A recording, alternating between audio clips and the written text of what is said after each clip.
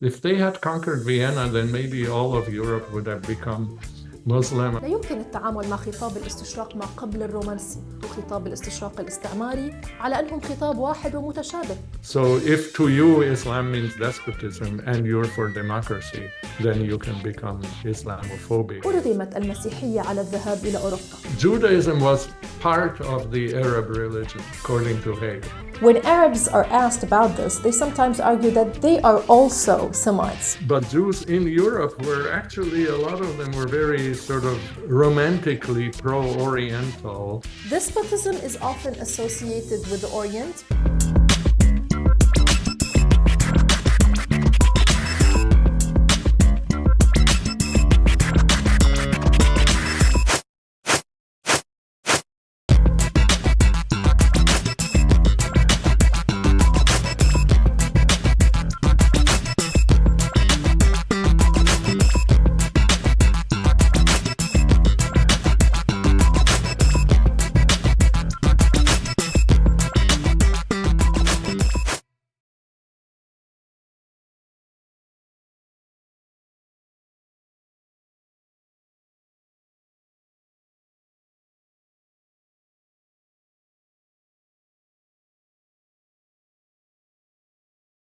Professor Kalmar, in your book Early Orientalism, Imagined Islam and the Notion of Sublime Power, you examine Said's concept of hard Orientalism, arguing that it has led to confusion with Eurocentrism. You argue that a vulgar misinterpretation of Said's work suggests that all Orientalism is merely anti-Orient and promotes a hostile view of the Occident. And you introduce the term vulgar Saidism. What is vulgar Saidism and how do you define it? So just to clarify, I don't think that Said was a vulgar Saidist or vulgar Orientalist. I use this term to label a certain view of what Said was supposedly saying. And of course, he's not here, so we can't interview him to see who's right. But the vulgar Saidism holds that Orientalism is an entirely negative, racist, hostile, anti-Orient discourse. Okay? Whereas if I must say, if you pardon the sarcasm, that Said's Orientalism is one of those books that is very famous, but very few people have actually read it. Because if you read it, you would see that Said was much more sophisticated than these vulgar Saidists. Yes, he did believe that Orientalism was Eurocentric, but not in such a simple way that it always explicitly condemns the Orient. It's not hate speech against the Orient for the most part. And many of the people that Said gives as an example, Orientalist scholars of the 19th century, like Edward Lane or Richard Burton, actually, from their own perspective, admired the Orient and Islam. And talking about Edward Lane, who was a traveler and a kind of anthropologist, scholar, many people think he converted to Islam. And there are many figures in the West who have done so, or like the famous German poet Goethe, clearly admired Islam from their own perspective. Okay. Now, if we want to be critical, I'm sure that we can find Eurocentric perspectives. It would be very easy in the minds of all of these people because they were creatures of their own time. But I don't think it's correct to think of Orientalism as hate speech. Okay, it can be. There are a lot of versions of it that are hate speech, but there are also versions that are more complex than that. In the earlier period, it was more ambiguous than later. It's the most vicious kind of anti-Orient, anti-Muslim discourse we see at the late of the 19th century, in the late 19th century, at the height of imperialism. But in the 18th century, still 17th century, we have these spectacular operas representing Muslim characters, including Mozart, Abduction from the Seraglio. They can be patronizing and they can reflect Eurocentric perspectives, but they're definitely not hate speech. Regarding the hate speech, do you think the hate speech is coming from people or from the theory itself, or maybe from the critique? Because, a lot of thinkers have criticized Said's theories, such as you have the Marxist critique that says, for example, that Edward Said's theory lacks the economic material perspective. So what do you think of I mean, Noor, you are an academic, so academic competition, and people always like to criticize stuff, especially stuff from the past that was once very much celebrated, like Said's Orientalism. And now we want to go beyond it. I mean, that's what academic work is like. But I think that criticism that you mentioned, which I have heard many times, that Said didn't pay attention to the material aspect because he was talking about discourse. Okay, so from a Marxist perspective, discourse is superstructure and it rests on a base that is largely economic. But to accuse Said of doing this, to my mind, is a serious misunderstanding of his role in intellectual history, because, okay, let me put it this way, and as briefly as I can. The word Orientalism was around long before Said, but it signified, as I say in my book, sometimes a love of the Orient. And the people who were Orientalist scholars, a lot of them thought that they loved the Orient. And then it's Said who showed that it's just talk. Like it's really being formed from a perspective of power. An important point that Said makes is that it's easy for you to profess love to someone that you want to dominate when you're in the position of power. So the material substratum of the discourse of Orientalism is exactly, in my opinion, that Edward Said dug up. And the material substratum of Orientalism was colonial expansion. Did Said go into the economics of colonial expansion? No. But you can ask anybody to do everything. Other people have done so. And it's true that for him, colonialism comes across just as an effort to dominate, and he doesn't go any further. But to suggest that he did not look at the material substratum and only talked about discourse, I think is a really serious misunderstanding and underestimation of his contribution. And perhaps it is part of this vulgar Saidism where you don't look at the nuances, the detail of Said's work. Apart from the hate speech and the criticism and the vulgar Saidism, do you think that Said's theories still apply today? I mean, the theory of the powerful who speaks, the one who has the power. What about the people who are powerless or who don't have the same power? Do they speak today?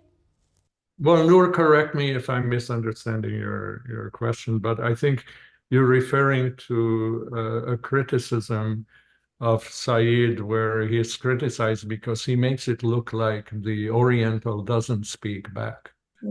So we have other theorists talk about, as I'm sure you know, about can the subaltern.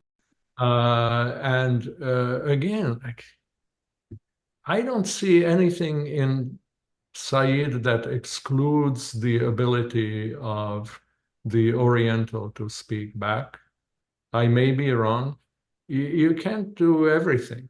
Okay, that book was written in the 70s. So, and thanks to him, we've come a long way. And one of the things that we have brought into the picture is that indeed people in the dominated areas do speak back. I think it's a valid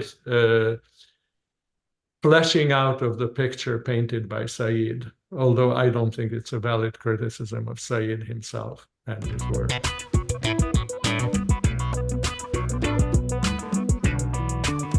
يحكي الكتاب عن 4 مراحل أو 4 أنماط مختلفة من الاستشراق.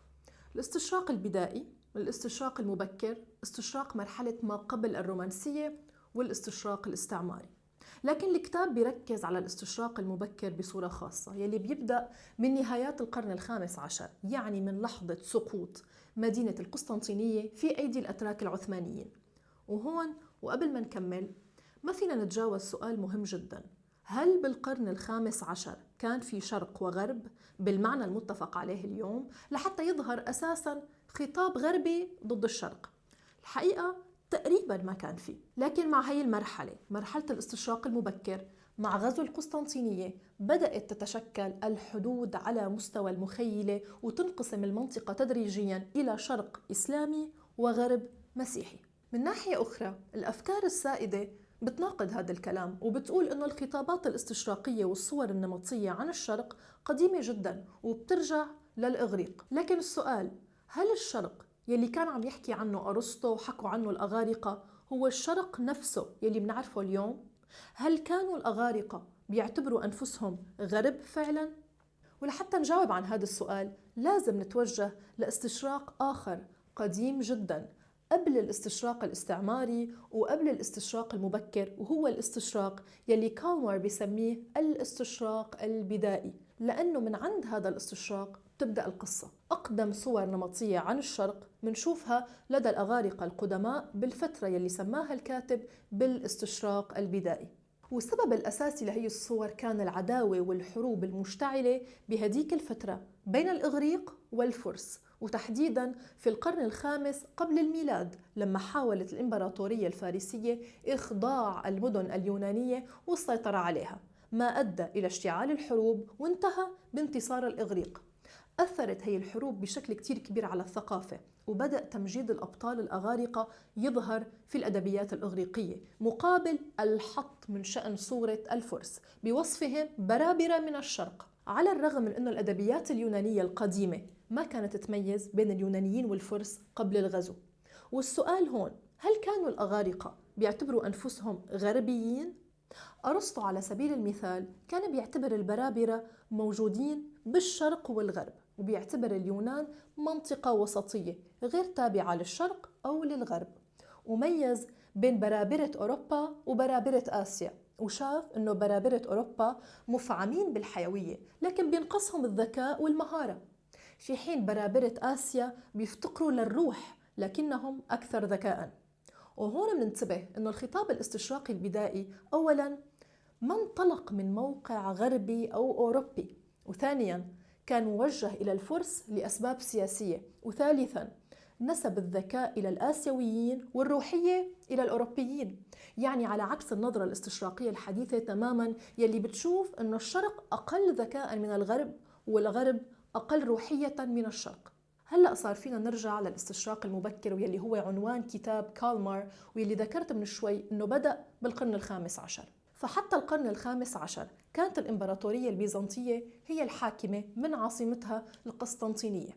وعلى الرغم من ظهور الإسلام في القرن السابع، لكن العالم لم ينقسم إلى شرق أوسط إسلامي وغرب مسيحي بالمعنى اللي بنعرفه اليوم، لأنه الإسلام والمسيحية معاً كانا مرتبطين بشبكة غير منظمة من العلاقات الاقتصادية والسياسية والعسكرية، وكان في دول مسيحية في آسيا وكان في ممالك إسلامية في أوروبا. يعني حتى القرن ال15 كان الانقسام بين الشرق والغرب انقسام داخل المسيحية، بين المسيحية اللاتينية في الغرب والنسخة اليونانية في الشرق. لكن تختلف المعادلة في نهايات القرن ال15 مع ظهور الإمبراطورية العثمانية كقوة كبرى وغزوها للقسطنطينية، وهون بدأت الأقاليم تاخذ طابع ديني وكل دين ياخذ موقع جغرافي معين. بهالمرحلة بدأ تقسيم المنطقة على المستوى الذهني والمتخيل إلى حضارة شرقية وحضارة غربية، مع تهميش أفريقيا وأمريكا اللي كانت مكتشفة حديثاً واللي كانوا بينظروا لها الأوروبيين أنفسهم على أنها حالة طبيعية برية أقل من أنها تكون حضارة. وبسبب سقوط القسطنطينية في يد المسلمين وبسبب التوسع الإسلامي أرغمت المسيحية على الذهاب إلى أوروبا وعلى أن تترك وراءها أماكنها المقدسة في الشرق تحت حكم المسلمين. وبهي المرحلة، مرحلة الاستشراق المبكر، بدأت تتكرس فكرة الشرق الإسلامي، وظهرت أنماط تفكير استشراقية وصور جديدة نمطية للشرق الإسلامي بصورة خاصة. لكن السؤال المهم، شو طبيعة هذا الخطاب الاستشراقي؟ الخطاب الاستشراقي بهالمرحلة يلي بكل تأكيد حمل صور نمطية عن الشرق ويلي صدر من المسيحيين في أوروبا كان خطاب احتمائي ودفاعي، خطاب هدفه محاولة إنقاذ المسيحيين وصورتهم من التوسع الإسلامي وتأثيراته.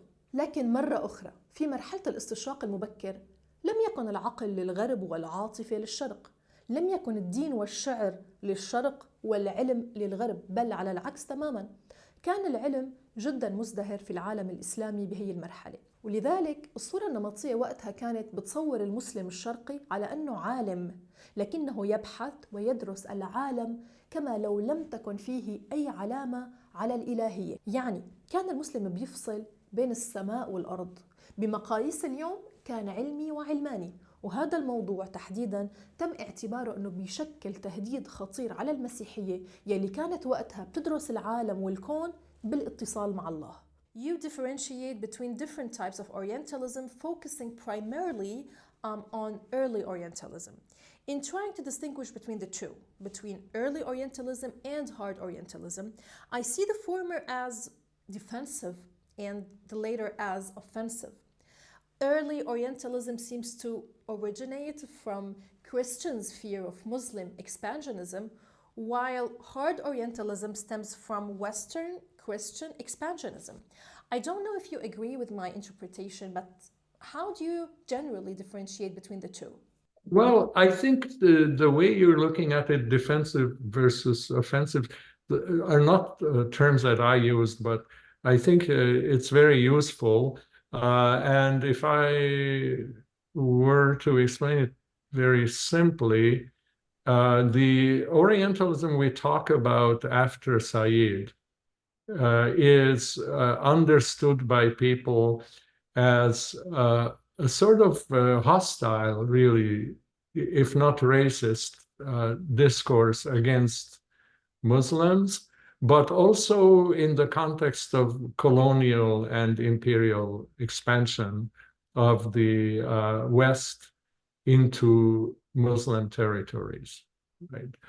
Now, it could not have been that when the Ottomans conquered Constantinople, because Europe was not stronger than the Muslim areas. Specifically here, we're talking about the Ottomans.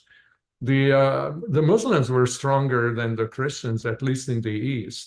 You know, in the West, it was the opposite, because almost during the same period as listeners know, the Christian forces in Spain expelled Muslims from Spain. So there was a very good balance of power, but I think it's fair to say that the Muslims were stronger in Europe, so that as late as 1683, the Ottoman forces laid siege to Vienna, and they almost conquered Vienna. If they had conquered Vienna, then maybe all of Europe would have become Muslim. I mean, that's just speculation. But clearly, there was not any substance to the idea that Europe was colonizing Muslim areas at that time. And that would have started to be very different in the 18th century. And so if you say defensive, perhaps what you mean is that articulated from a perspective where a stronger rival, or at least an equal rival, is attempting to conquer you, whereas what we're familiar with from Said's discourse is more of a colonial expansionist discourse that could only have happened when the Ottoman Empire was very gradually weakened in the 18th century, and in the 19th century was known as the sick man of Europe because it could no longer really compete. أما الاستشراق الثالث، الاستشراق المتعلق بمرحلة ما قبل الرومانسية والمرحلة الرومانسية. فبعد القرن السادس عشر مع الإصلاح الديني وانتشار البروتستانتية، شعروا الكثير من المسيحيين المصلحين في أوروبا بسبب فساد الكنيسة وصعود الإمبراطورية العثمانية كقوة عظمى مهددة، إنه المسيحي صار بعيد عن الله وفي مشكلة بإيمانه وروحانيته.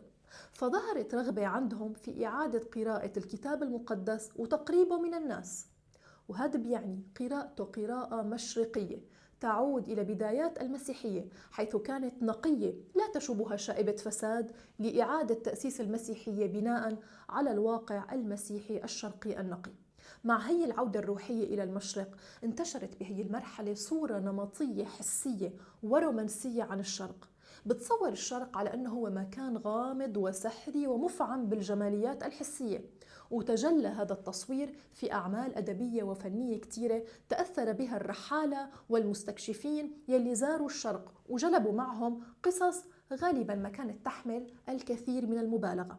عدد كبير من الفلاسفة والعلماء والفنانين البروتستانتيين من إنجلترا وهولندا وألمانيا تأثروا بهي العودة الروحية إلى الشرق، وكانوا جزء من هذا الفكر الاستشراقي، وقدموا فلسفات وأفكار وفنون عظيمة بسبب دمج الحس الشرقي بأعمالهم الغربية، وساهموا في تأسيس الدراسات الشرقية كتخصص أكاديمي، وأصبحت دراسات اللغات والثقافات الشرقية أكثر منهجية، وازدهرت العلوم والفلسفات والفنون بزمنهم. وعلى الرغم من أن الصور يلي قدمت عن الشرق بهي المرحلة حملت مبالغات حسية وجمالية، وبالنسبة للبعض ممكن يكون فيها إهانة للشرق، لكن الدافع وراءها كان نوع من التولع بالشرق وليس كراهية أو حقد أو عدائية للشرق. لذلك لا يمكن التعامل مع خطاب الاستشراق ما قبل الرومانسي وخطاب الاستشراق الاستعماري على أنهم خطاب واحد ومتشابه.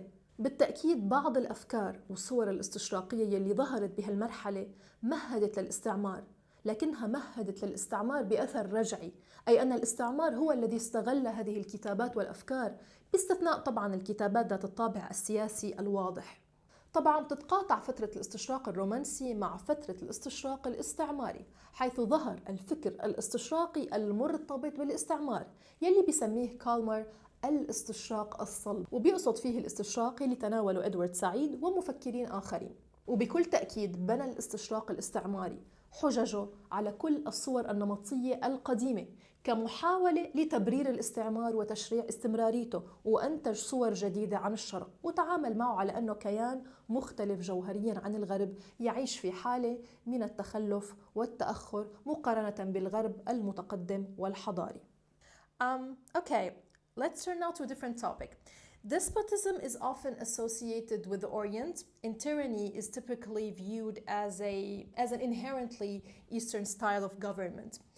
And you discuss Oriental despotism in your book. However, I feel that you complicate the idea by both accepting and rejecting it to some extent. Could you please elaborate further on this?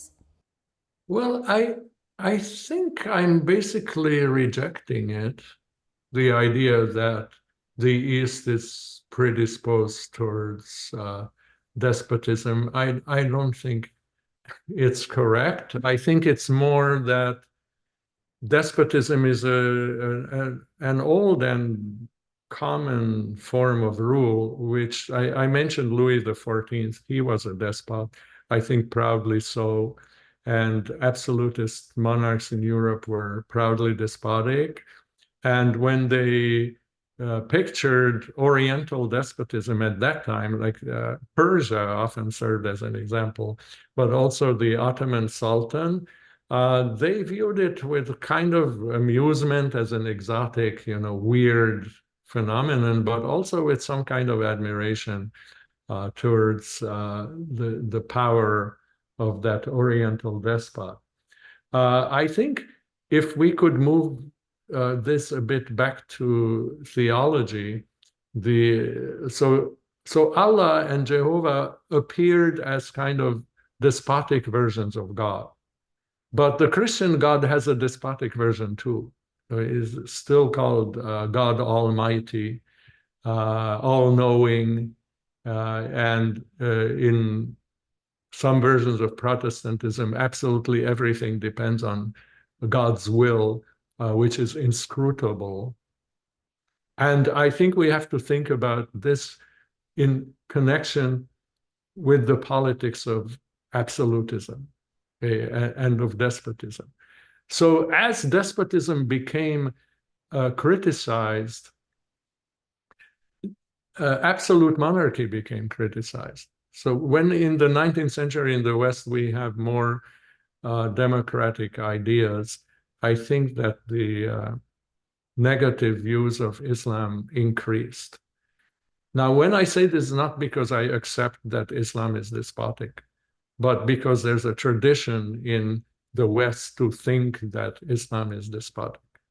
So if to you Islam means despotism and you're for democracy, then you can become Islamophobic, even though you're wrong about Islam. There's also an existential question here. In fact, if you look at it from a human being's experience, is the world, is our fate in this world, is our life governed by incomprehensible, uncaring forces? Is that how we experience the world, that no one cares for us and no one really loves us? Or is the world a world that where we experience love and care?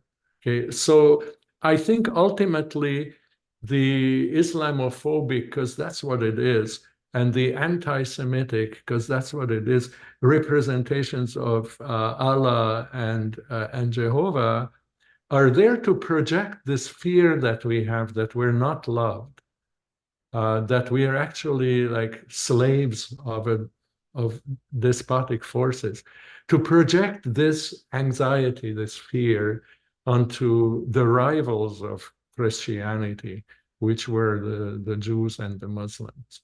And so the despotism has a bit of also this kind of existential aspect. But you don't think that it comes from religion itself? You mean religion as such, or the Christian? Yes, as such. No, it's totally wrong, I think. Well, nothing is totally, prejudices sometimes have some foundation, but being Jewish and being familiar with Judaism, I would say that it's very rare to see a Jew who experiences God in this way, that as a kind of uncaring, despotic ruler who commands us to do everything only for him and not for us. And I'm much less familiar with Islam, but to the extent that I have seen Muslims and I'm familiar with it, is also not true of Islam, because God is merciful and God is loving in Islam, and not just a kind of not an uncompromising God. His mercy is actually the quality where he softens the punishment for transgression. And it's exactly what in Christianity Jesus had to do. So no, I mean, if you ask me about it in terms of these different religions, I admire, I love Christianity, I really do, and I admire its particular emphasis on love. But I don't think that it's true that Judaism and Islam are despotic religions devoid of love at all. So do you think that the Oriental despot stems from the Christian mainstream imagination resulting from the theological interaction between Christianity, Judaism, and Islam, where God is, in Christianity, where God became the God of love, while in Islam and Judaism, he remained the God of law? I think that's exactly what I think. So let's start with this existential dilemma that I have mentioned. Does the world, let me put it that way, okay, let's say God, but does the world love us? Or is the ultimate force in the world one that does not love us? Now, Christianity declares that we're loved, okay, that God loves us, and Jesus came to bring his love close to us. And in practical Catholicism and Eastern Orthodoxy, there's also the incredibly beautiful love of the Virgin Mary.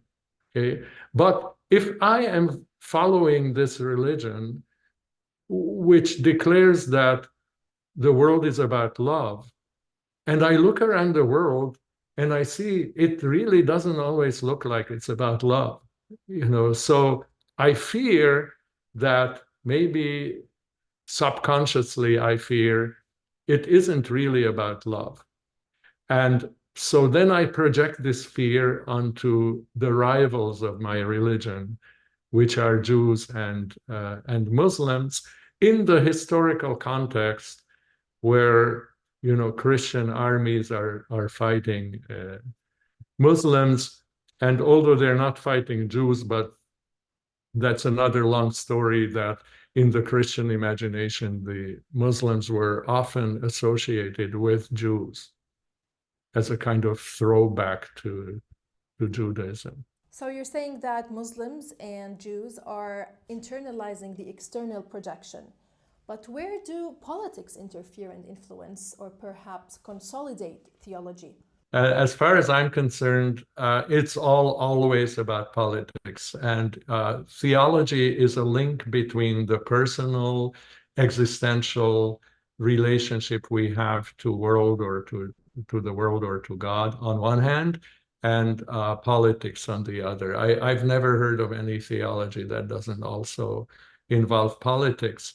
So roughly speaking, until the end of the, let's say, 17th century and into the 18th, the politics was about strife between Christian powers and Muslim powers, as they were alliances. They didn't cross very much.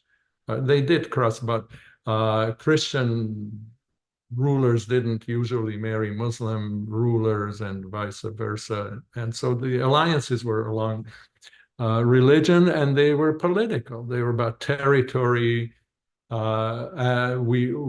mostly agree that the reason Columbus went across the sea to America is that he couldn't get to India and Japan over land because the territories were ruled by Muslim forces.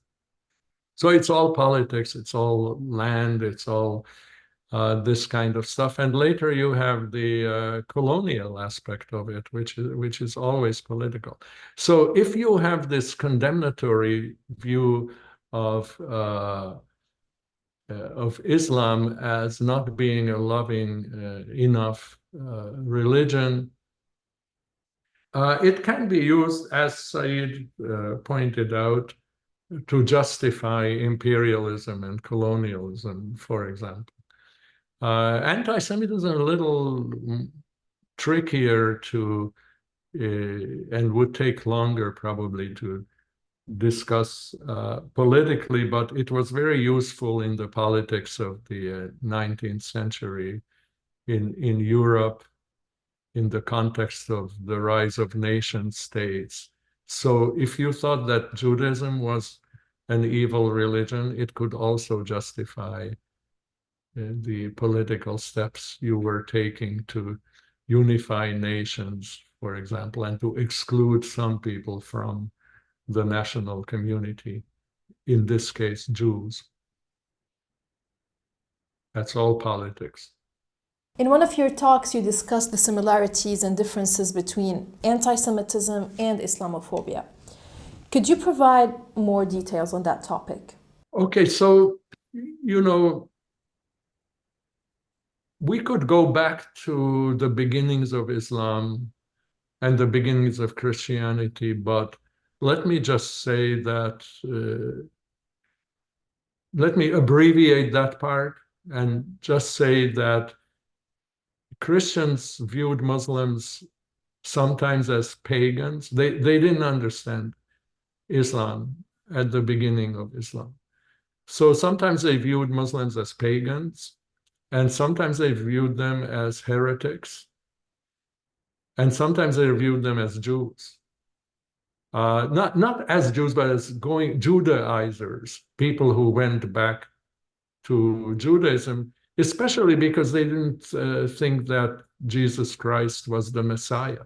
So even though Islam, which Christians did not necessarily know, recognizes Jesus as a prophet, but not as the Son of God.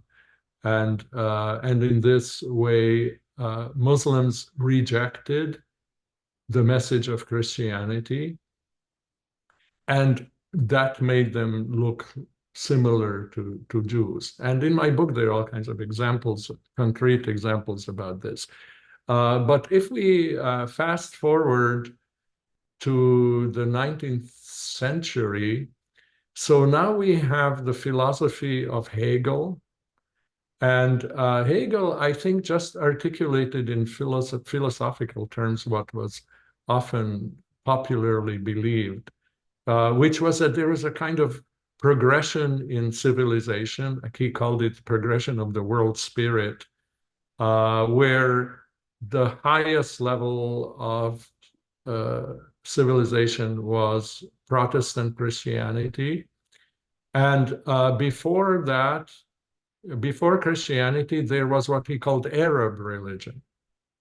And not many people remember that Judaism was part of the Arab religion, according to Hegel. Now, this is a very long story, but probably it's influenced by the fact that linguists at the time were interested in understanding language families. So they discovered the Indo-European language family, and they discovered also, although it had been known, but they started talking more about the Semitic language family. And Arabic, which is the holy language of Islam, and Hebrew, the holy language of Judaism, are related languages. They're Semitic languages. So as the century went on, okay, so I don't know if I clarified that for Hegel, Arab, Semitic, he didn't use that term. He used Arabic as a synonym of Semitic. And Arabic religion was one with a very remote, uncaring God. And I use this perspective. I deal with this perspective in my book, Early Orientalism.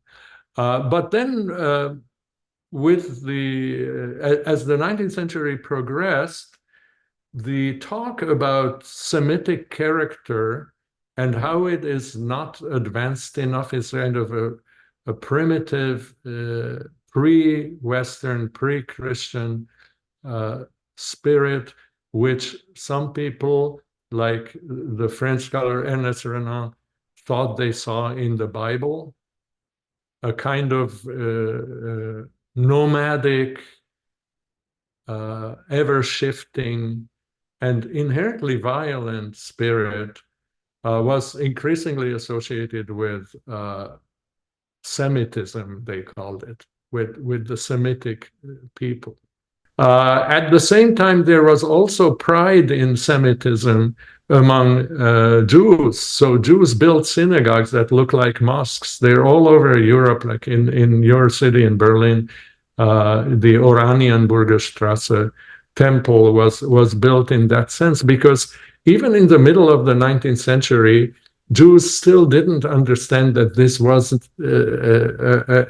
was hate speech. Okay, they found some pride in being these ancient relatives of Arabs, and they borrowed Arabic architecture. A lot of scholars of Islam in Europe were Jewish, also because knowing Hebrew allowed them to understand Arabic more easily. But towards the end of the 19th century, that's when we start having the term anti-Semitism. And at this time, the representation of Semites and of the Orient was increasingly negative. And anti-Semitism sometimes people say, like, is it against Arabs? And the answer to that has to be yes and no, because really what it was mocking Jews by pointing out that they were relatives of Arabs. So it was an anti-Arab racist, position of superiority, but it was not meant really it was not really addressing Arabs. Anti-Semitism addressed Jews and said, you guys are Arabs. You are like Arabs. You don't belong to Europe. You're not a European people, and we have to get rid of you. So that's how anti-Semitism was historically connected to Islamophobia at the beginning of modern anti-Semitism in the late 19th century. إضافة للي ذكره بروفيسور كالمار حول التشابهات بين خطابات معاداة السامية وخطابات كراهية الإسلام، حبيت أيضاً أن يضيف لهالحلقة مقطع من محاضرة له بيحكي فيه أكثر عن هذا الموضوع. I believe the language of the old anti-Semitism is the ancestral dialect of the language that is today aimed at Islam and its followers, and demonstrate 4 features of this common language of hate. I've already identified one, anti-immigration sentiment. I call the second textual slavery, the third world domination, and the fourth double talk. By textual slavery, I mean the view that you can understand the mind and actions of the Jew and or of the Muslim by reference to their sacred texts, where it is argued you can find all sorts of evidence of just how evil these people are. This presupposes the notion that all Jews and or all Muslims are at the bottom the same. So what you find out about one, you find out about the other. It also presupposes some mystical power that these texts have over all Jews and Muslims, as the case may be. I want to ask you a question about anti-Semitism, since it is often seen as a Western Christian phenomena, but it also exists in various parts of the world, including Arab countries. When Arabs are asked about this, they sometimes argue that they are also Semites, which complicates the discussion. And while it's true that Arabs are Semites, that doesn't mean anti-Semitism isn't present in Arab countries. What are your thoughts on this? Of course, a very controversial topic, and I hope listeners will not read stuff into what I'm saying. So I think that often it's pointed out by Muslims and including Arabs and other Muslims that historically speaking, Jews didn't suffer under Islam. This is simply not true. It's very easy to find out the contrary examples. What is true is that they didn't, on the whole, suffer as much as they suffered under Christians. But the idea that Jews had equal rights under Islam, nobody had equal rights. Traditionally, before democracy, we have hierarchical societies. So I think, as history shows, it was much better for Jews to be in a Muslim country than in a Christian country for the most part, but not to the point that there was no anti-Jewish feeling, if you don't want to call it anti-Semitism. But it's much more, the issue is much more that with Jews moving to Palestine more, I mean, with the movement to settle Jews from elsewhere to Palestine or Zionism, as I just pointed out, it had its roots in European anti-Semitism, and there were many Christian anti-Semites who wanted Jews to go to Palestine to get rid of them, and or because they thought that then Jesus Christ would come back, and there are all kinds of religious ideas like this. And of course, the Arab people, who were the huge majority of the residents of Palestine, especially outside of Jerusalem, were not happy to see Jews coming in there. So the idea of Jewish-Muslim friendship, I mean, it can't function in it's not that some people have not tried to have it, but clearly it was not possible. So the people in Arab countries and Ottoman Empire, I think they didn't know European Jews very well. They knew the local Jews, but they didn't know European Jews. And they were not exposed to this European context of anti-Semitism. But Jews in Europe were actually, a lot of them were very sort of romantically pro-Oriental until the Zionist settlement burgeoned more in the 20th century. And then, you know, hostilities became very obvious. Thank you for your answer. Let's discuss now your recent book, White But Not Quite, moving from the global East-West divide to the East-West divide in Europe. How do you perceive this divide within Europe? Okay, so there's my latest work, like the last 10 years or so, I have actually been dealing with this issue. And I claim that there's racism among Western Europeans towards Eastern Europeans, to put it as simply as possible. And I think it's actually part of the broader Orientalism. So as many of my colleagues have pointed out, I think that many of my colleagues don't agree on my historical assessment of it, because I don't think that there was even a notion of Eastern Europe before World War II as a unified cultural area or a group of people. There were sentiments against Slavic people, but not all Eastern Europeans are Slavic people. The Hungarians are not, Latvians, for example, are not Slavic people. And there were also prejudices against Romanians and Bulgarians, which were similar to prejudices against Greeks. But there was not an idea that there is an Eastern Europe and that the people there are inferior. Then during the Cold War, it was West against East in Europe. So the seeds for this racism were spread then. But I think all racisms come from historical circumstances.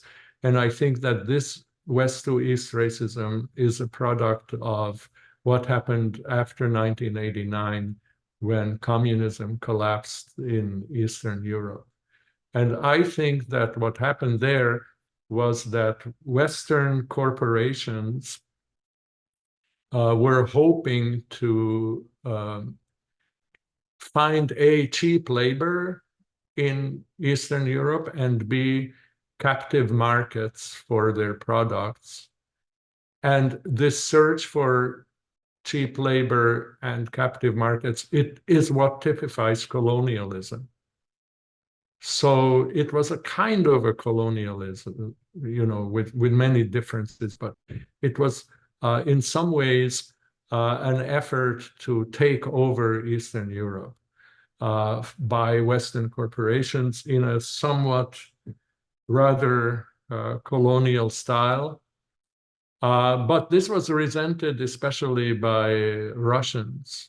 Okay, so this did not succeed in Russia, and only partially succeeded in those parts of Eastern Europe that are in the European Union. And so it caused hostility in the West that Eastern Europeans were not behaving, not playing the game the way it was supposed to be played. And then what added to this was that with the mobility rules in the European Union, Eastern Europeans were eventually allowed to move to the West, where salaries and in some way opportunities were higher, were better, without impediment.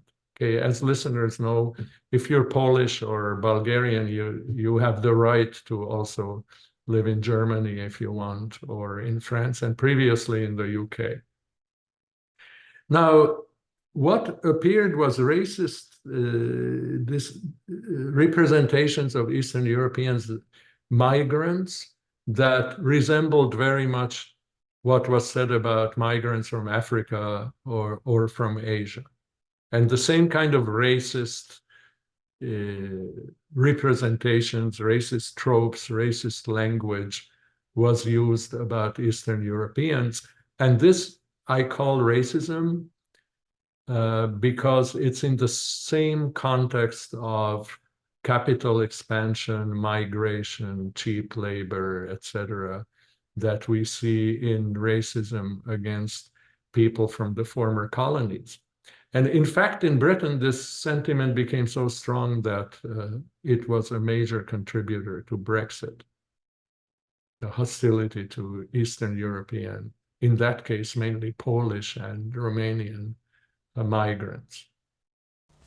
Okay, my final question is about illiberalism in Europe. You argue that illiberalism is not the opposite of liberalism. How would you define illiberalism? So we have the kind of leaders and kind of movements in the world represented by people like Donald Trump in America, Viktor Orban in Hungary, Giorgia Meloni in Italy, probably Narendra Modi in India, and many other places, which I think everybody recognizes have something in common, but we don't have a good word for it. So some call it populism and some call it right-wing nationalism. But Orban himself, who's one of the best-known leaders like this, Viktor Orban of Hungary, calls it illiberalism. And I'm an anthropologist, so I like to use terminology that's used by the people that I study. But illiberalism to some people is not a good term because they think that it's the opposite of liberalism. They mean especially market liberalism, free enterprise, small government. And a lot of these people are not necessarily opposed to a free market or small government. In fact, Donald Trump was very much a liberal in this economic sense until recently. I think he's changing now. So when I say liberalism is not the opposite of liberalism, it's compatible with some elements of economic liberalism. Those were my questions. Thank you, Professor Kalmar, very, very much. Thank you for extremely perceptive questions. And I could talk for a lot longer, but I'm sure everybody's tired. So I'll just leave it at thank you.